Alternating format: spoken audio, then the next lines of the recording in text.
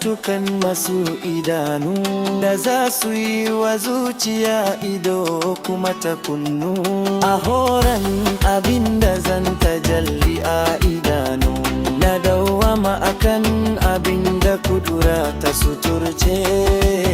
Da'iman, da'iman, da'iman dai, da'iman, da'iman ana bin dai.